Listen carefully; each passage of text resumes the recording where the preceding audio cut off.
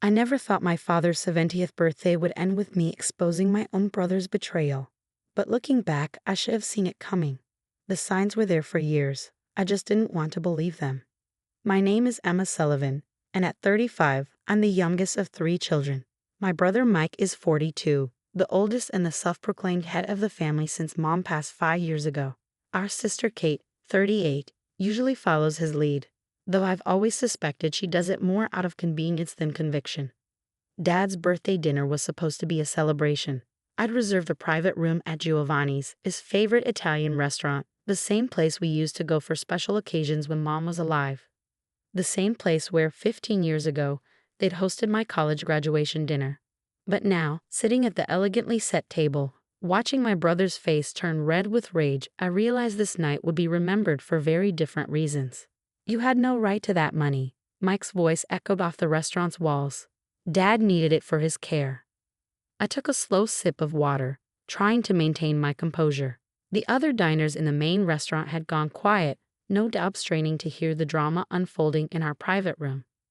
Dad sat at the head of the table, his weathered hands trembling slightly as he gripped his napkin.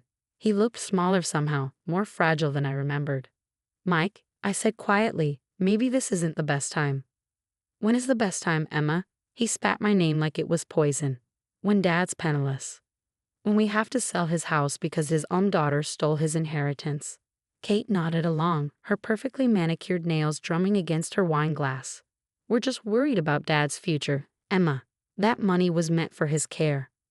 I looked at my father, seeing the confusion and hurt in his eyes. He'd been different since Mom died, more withdrawn, less certain of himself.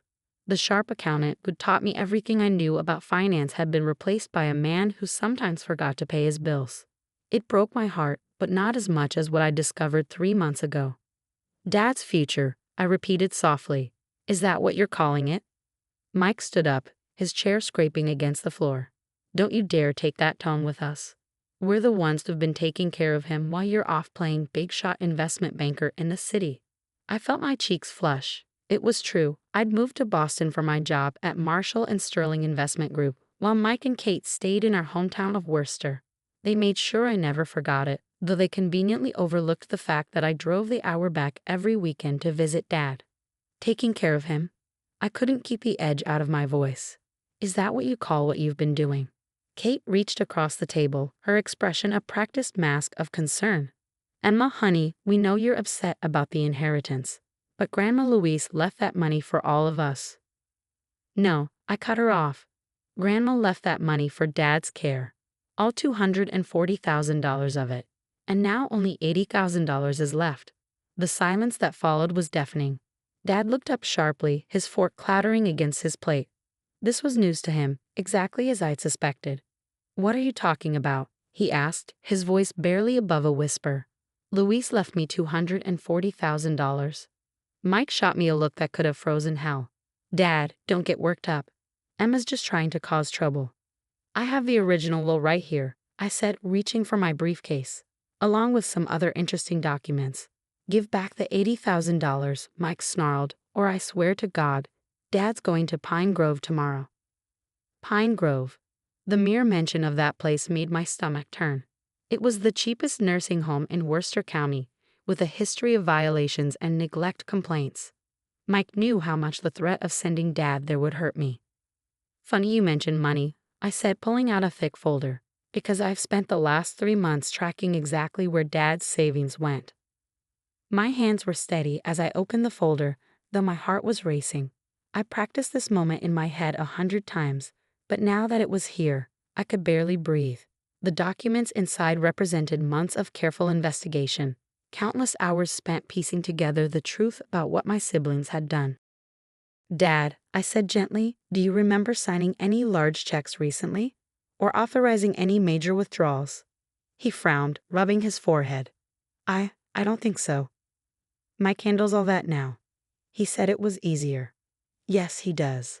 I pulled out the first bank statement. "Mike's been handling a lot of things, like the $50,000 withdrawal made the day after he got power of attorney, or the $30,000 transfer to an account in Kate's name 2 months later." Kate's face went pale. Mike's hands clenched into fists. "You shut your mouth," he growled. You have no idea what you're talking about. I'm a financial analyst, Mike. Following money trails is literally my job. I spread more documents across the table. Would you like to explain why Dad's retirement savings have been steadily disappearing into your personal accounts? Or should we talk about the mysterious payments to Sullivan Consulting, a company that, according to state records, you created 3 months after Mom died? Dad's hands were shaking harder now. Mike, what is she saying? Don't listen to her, Dad. Kate jumped in. Emma's always been jealous that you trusted Mike more. I trusted him because you told me to.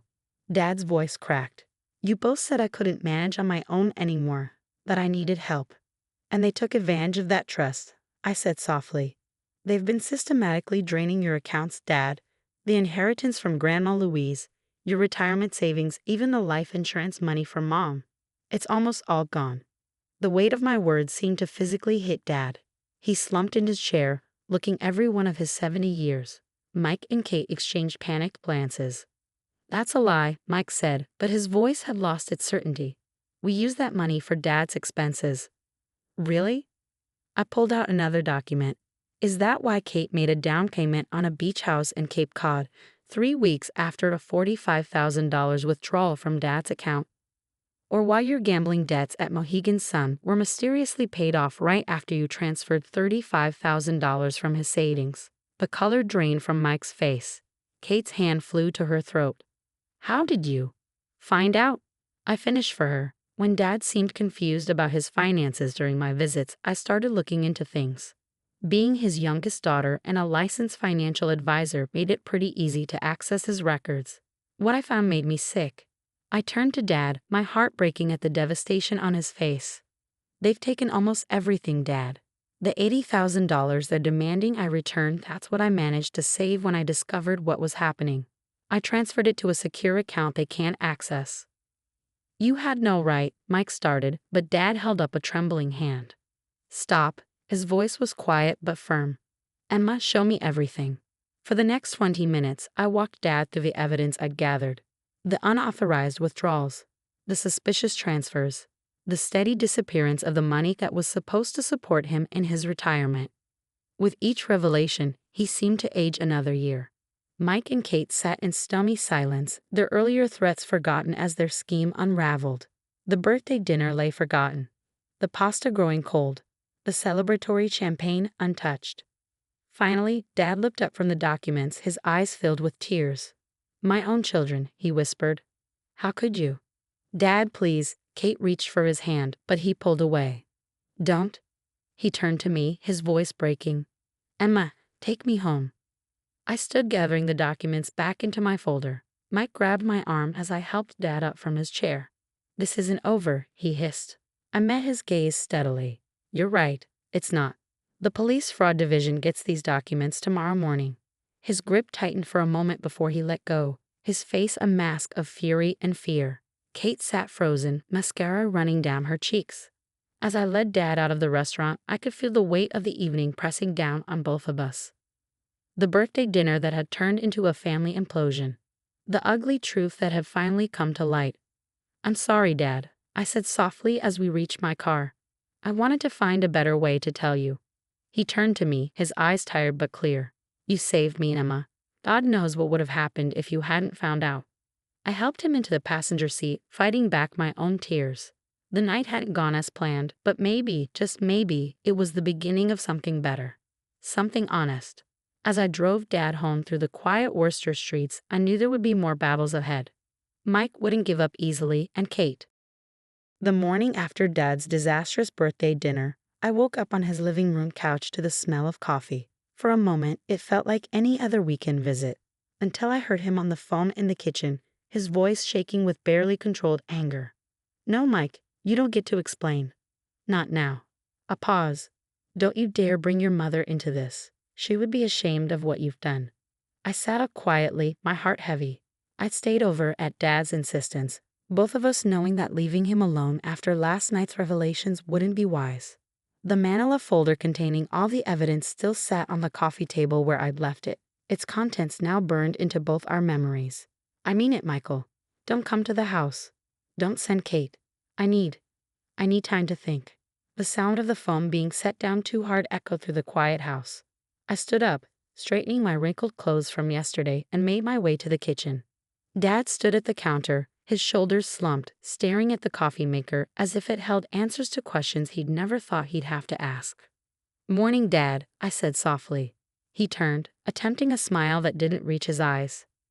"Emma, I made coffee, though I suppose you probably want something stronger after last night."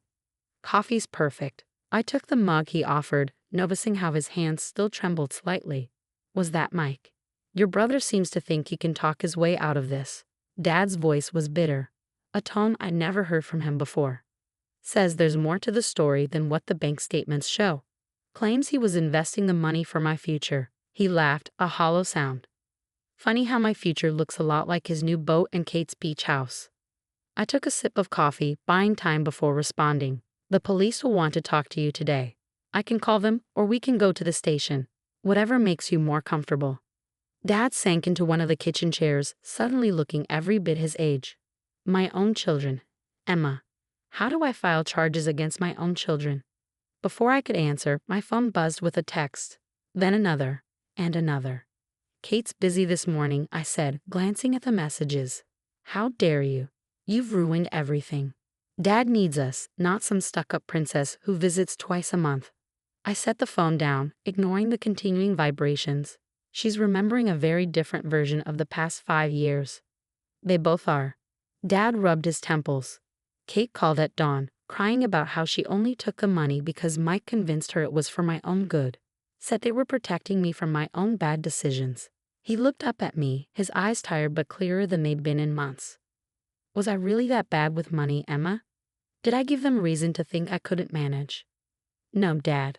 I sat across from him, reaching for his hand. "You were grieving. We all were. But Mom's death, they saw an opportunity. You were vulnerable, and they took advantage." A knock at the front door made us both jump. Through the window, I could see Mike's black SUV parked in the driveway. "I told him not to come," Dad muttered, starting to rise. "I'll handle it." I stood squeezing his shoulder as I passed.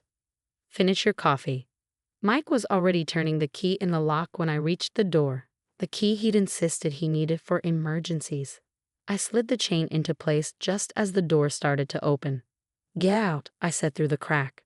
"This is ridiculous." Mike's face appeared in the gap, flushed with anger. "Let me in. I need to talk to Dad." "He doesn't want to see you. He made that pretty clear on the phone just now."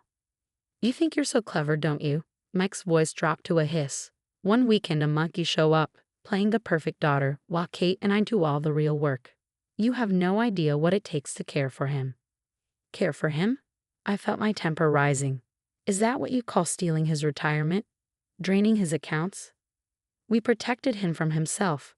After Mom died, he was making crazy decisions. Talking about selling the house, giving money to charities. Those were his decisions to make," I snapped. "It was his money, his life. You didn't protect him, you robbed him." A shadow fell across the gap in the door as Mike leaned closer. "Listen carefully, little sister.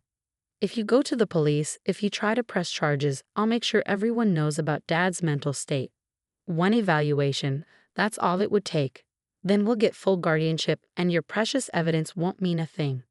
My blood ran cold, but I kept my voice steady. "Are you threatening to have our father declared incompetent because he caught you stealing from him? I'm promising you that if you push this, you'll never see him again. Kate and I will make sure of it." "Is that what this is about?" Dad's voice behind me made us both start. I hadn't heard him approach. "More threats, Michael." "Dad, please." Mike's tone changed instantly, becoming placating. "Emma's turning you against us. We're your family." "No." Dad's voice was firm. "Family doesn't steal from family. Family doesn't threaten and manipulate. Get off my property, Michael." "Now." "Dad." I said now. "Before I call the police myself." We listened to Mike's footsteps on the porch, then the slam of his car door. The SUV's engine roared as he backed out of the driveway too fast, tires squealing on the asphalt. Dad's hand was steady as he slid the chain off the door and turned both locks. "Well," he said quietly, "I suppose that makes the decision about going to the police easier." An hour later, we sat in the Worcester Police Department's Financial Crimes Division, across from Detective Sarah Martinez. She listened carefully as I laid out the evidence, occasionally making notes or asking for clarification. Unfortunately, this type of elder financial abuse is more common than people think, she said, reviewing the bank statements, especially when it involves family members with power of attorney. The good news is you've done an excellent job documenting everything. They'll say I gave them permission, Dad spoke up. That I knew what they were doing. Detective Martinez nodded. They might. But these transfers, the timing of them, the creation of shell companies, it shows a clear pattern of deception. Did you ever sign any documents authorizing specific transfers? No, Mike just said. He said he'd handle everything, that I didn't need to worry. Dad's voice cracked slightly. I trusted him. Mr. Sullivan, the detective leaned forward, her expression compassionate but professional. What your children did was criminal. They took advantage of your trust and your grief to systematically defraud you. We can help you recover some of what was taken, but you need to be prepared. This will likely mean criminal charges. Dad squared his shoulders. I understand. Do what you need to do. As we left the police station, my phone buzzed again. This time it was a series of texts from Kate. Mike told me what you did. I read aloud to Dad as we walked to the car. How could you go to the police? Don't you care what this will do to his kids? To my kids, we're talking about their college funds. College funds. Dad's laugh was bitter.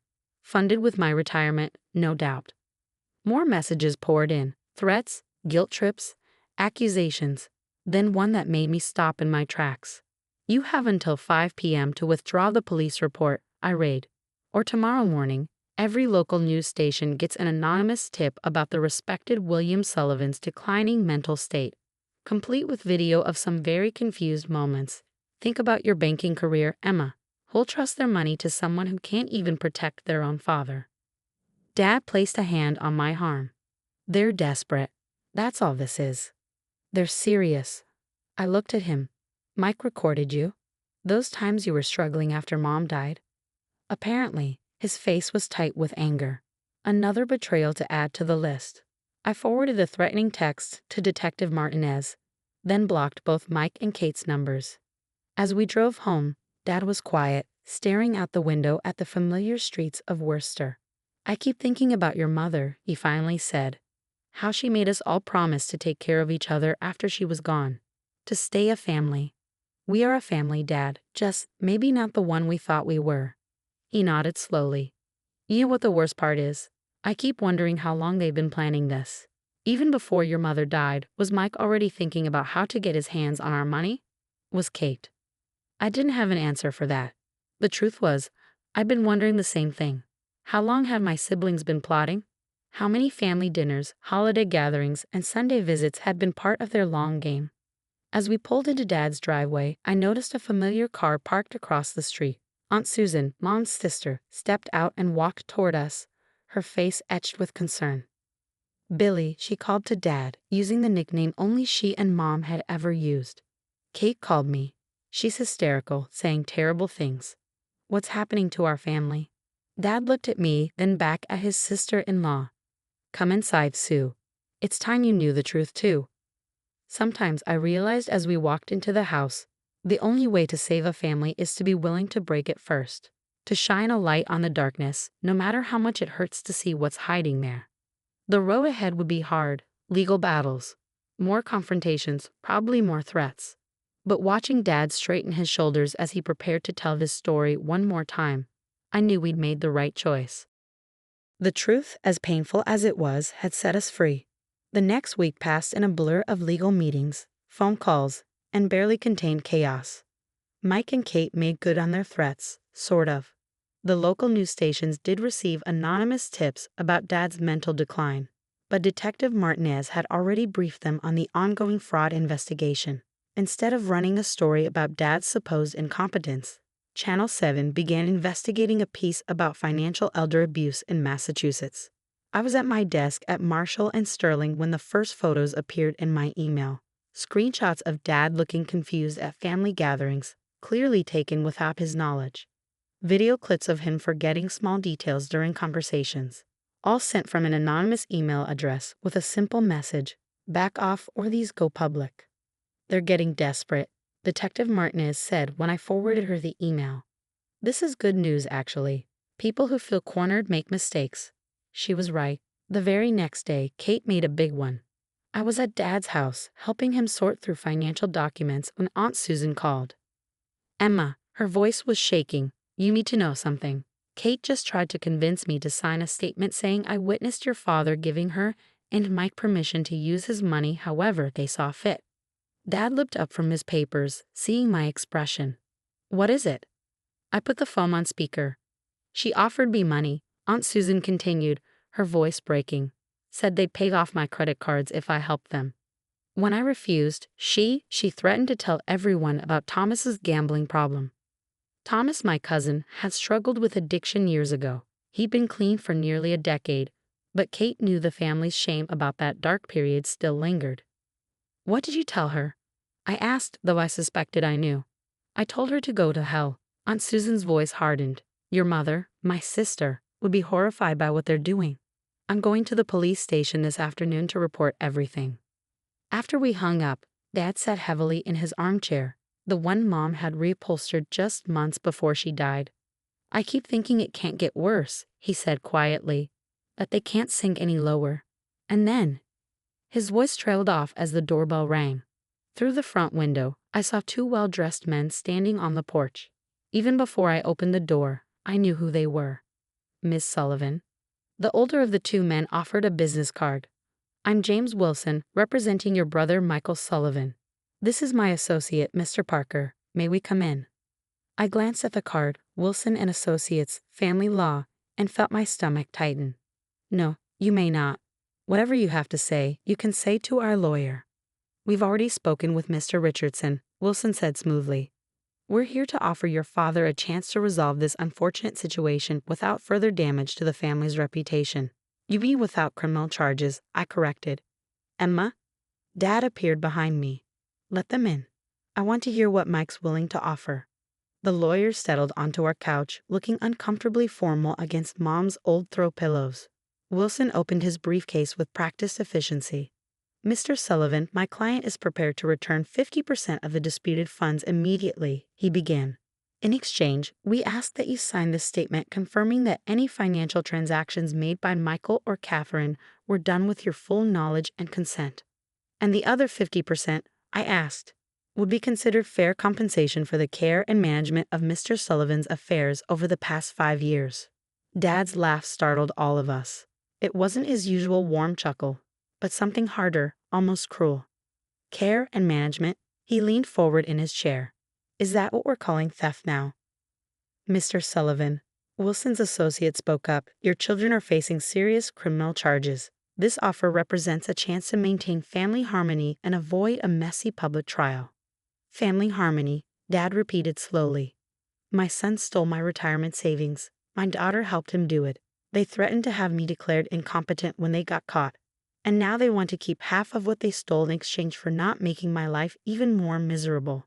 He stood up, surprisingly steady. Get out of my house. Sir, I strongly urge you to consider. Get out. The lawyers gathered their papers, Wilson pausing at the door. We'll leave these documents for you to review.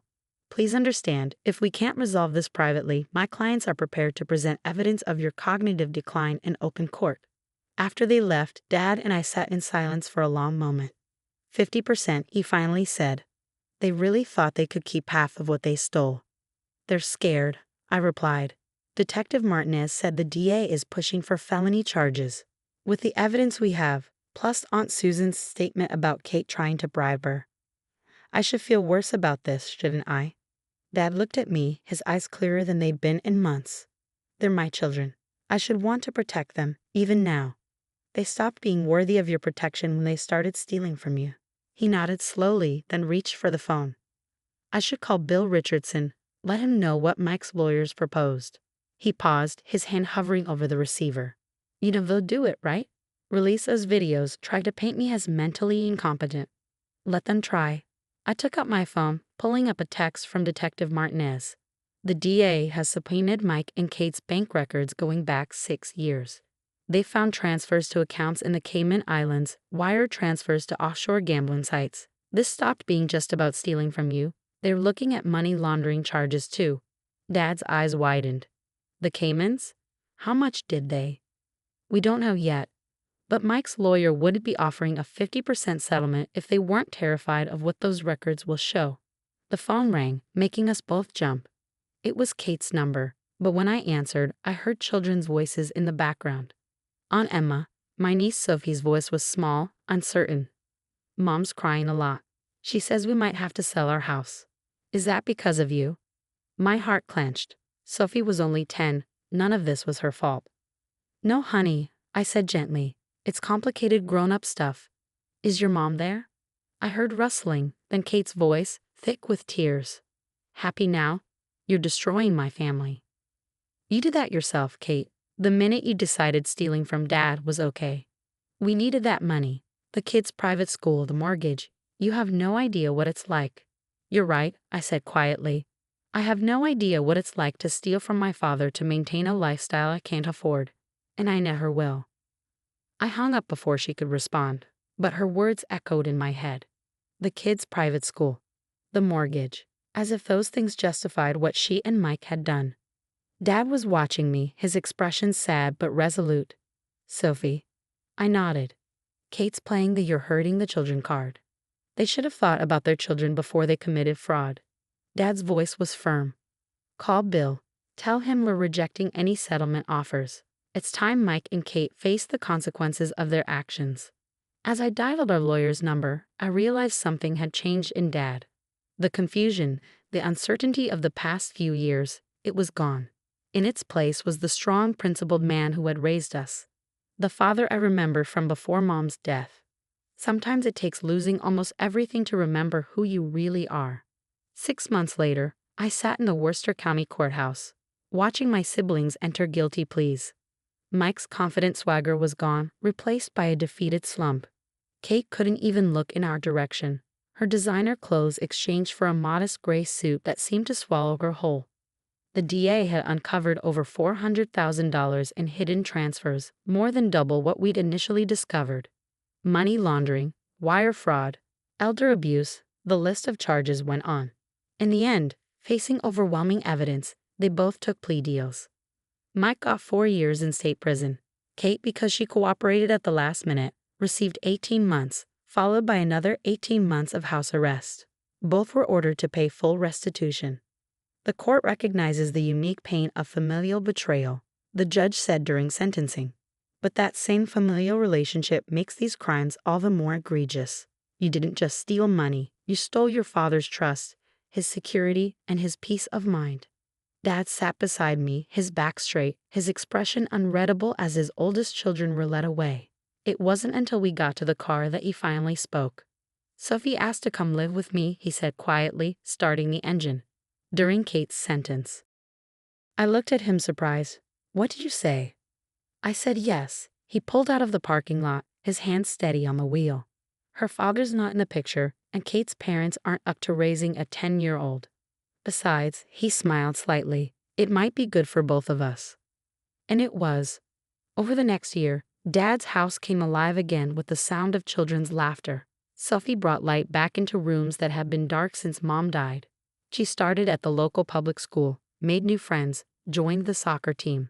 And Dad flourished. We sold the beach house and boat and recovered most of the hidden money. The restitution payments would eventually make him whole financially, but the emotional healing took longer. Still, having Sophie there helped. She gave him a purpose, a reason to stay sharp and engaged. I moved back to Worcester, taking a position at a smaller firm that actually paid better than my Boston job. Every Sunday, the three of us had dinner together, a new tradition to replace the old, painful ones. Mike's wife divorced him while he was in prison and moved to Ohio with their kids.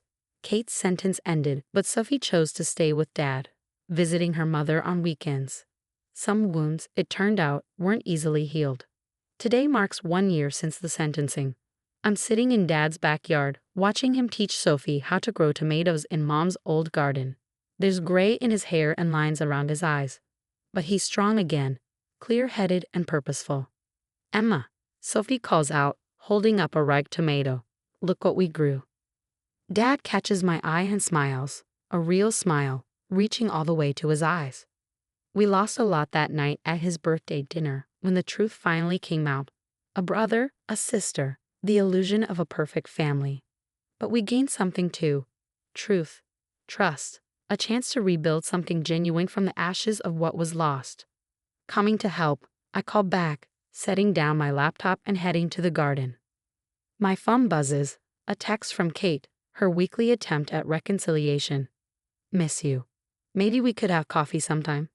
Maybe someday. But not yet. For now, I'm focused on this new family we've built. Smaller, perhaps, but stronger. More honest. Dad hands me a trowel, his gardening gloves leaving dirt smudges on my sleeve. Your mother always said gardens were like families, he muses. You have to tend them carefully, pull the weeds before they can take root. I look at him, understanding the metaphor, and sometimes you have to start over completely. He nods, watching Sophie carefully place a tomato plant in freshly turned soil. But if you do it right, if you build on solid ground. He trails off, smiling at his granddaughter. It grows back stronger, I finish. The late afternoon sun casts long shadows across Mom's garden, now Dad and Sophie's garden. In the distance I hear lawn mowers, children playing, the normal sounds of a Worcester Sunday. Life goes on. Families change, and sometimes the hardest choices lead us exactly where we need to be. Sophie calls us over to see another ripe tomato, her face beaming with pride. Dad wraps an arm around her shoulders, then holds out his other arm to me. We stand there together, this unexpected new family, breathing in a smell of fresh earth and growing things. Some things, once broken, can never be repaired. But other things, if you're lucky, grow back stronger in the broken places.